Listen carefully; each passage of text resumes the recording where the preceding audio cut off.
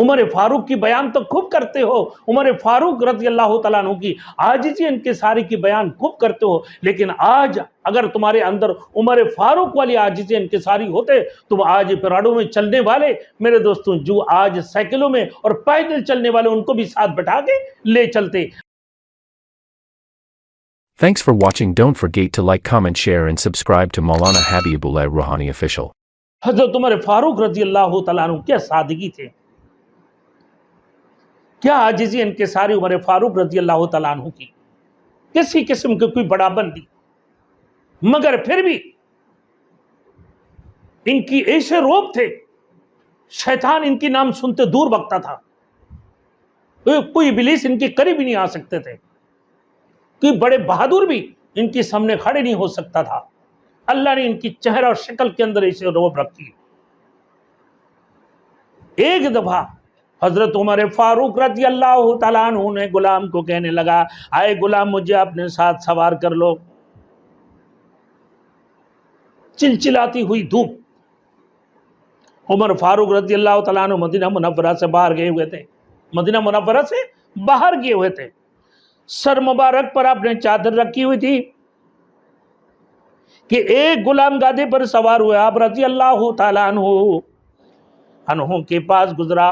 آپ رضی اللہ تعالیٰ عنہ نے کہا کہ اے غلام مجھے بھی اپنے ساتھ سوار کر لو۔ غلام نے فوراً اپنی سوار کو روکا اور اپنے گدے سے نیچے اتار کر عاجزانہ انداز میں عرض کیا، اے امیر المومنین، اے امیر المومنین، لیجئے آپ رضی اللہ تعالیٰ عنہ سوار ہو جائیں۔ غلام سے گادے، اللہ اکبر، کہ مجھے بھی پیچھے بیٹھا لو، امیر المومنین مجھے بھی اپنے گادے کی، اپنے سواری کے پیچھے بیٹھا لو۔ کیا ان کی پاس کسی چیز کی کمی تھی؟ دور کی ایک خلیفہ تھا، امیر المومنین تھے۔ اب اس غلام کے درمیان اور عمر فاروق رضی اللہ تعالیٰ وہ اتر گئے، عمر فاروق کو کہنے لگا یہ لیجئے آپ سوار ہو جائیں۔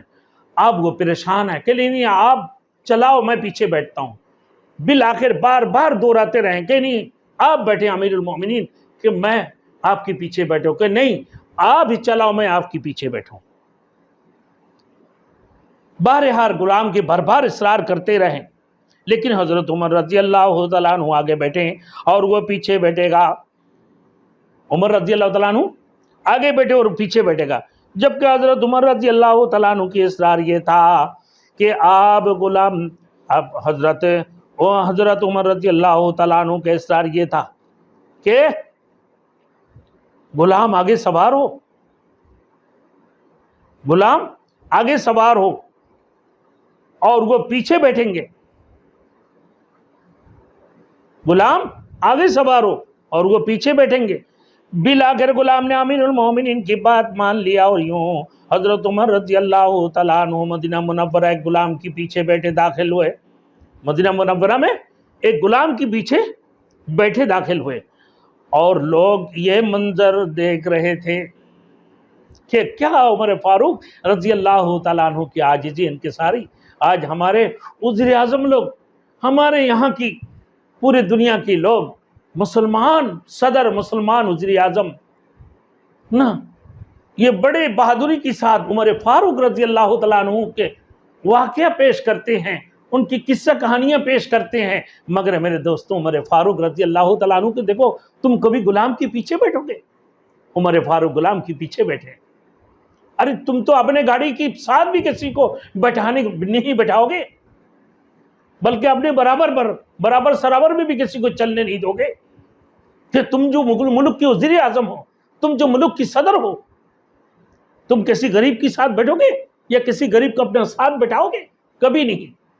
عمر فاروق کی بیان تو خوب کرتے ہو، عمر فاروق رضی اللہ تعالیٰ عنہ کی عاجزی انکساری کی بیان خوب کرتے ہو، لیکن آج اگر تمہارے اندر عمر فاروق والی عاجزی انکساری ہوتے، تم آج پیراڈوں میں چلنے والے میرے دوستوں، جو آج سائیکلوں میں اور پیدل چلنے والے ان کو بھی ساتھ بٹھا کے لے چلتے۔ ابھی پچھلے سال ایک سیلاب آئے ہوئے تھے میرے دوستوں، سیلاب، وزیر اعلیٰ کو کہا کہ ہم مر رہے ہیں، ہمیں اٹھا لو، ہیلی کاپٹر ان کی چاروں طرف سے گھوم رہے تھے، چکر لگا رہے تھے، لیکن وہ اتنی بولنے کے باوجود بھی ان کے اندر یہ غیرت نہیں آئی کہ وہ ان کو بیٹھا لے۔ اس سیلاب کے اندر وہ نوجوان ڈوب کر ہلاک ہوں گے۔ وہ ڈوب تو گیا، اللہ نے ان کے درجہ شہید عطا فرما دی ہے، مگر تمہاری کیا غیرت تھی، تم وزیر اعلیٰ ان کو نہیں بیٹھا۔ تمہارے اندر یہ عاجزی ان کے سارے کہ تم کیسے لوگے ان کو، کہ غریب کے بچے کو سیلاب کے اندر پھنسے ہوئے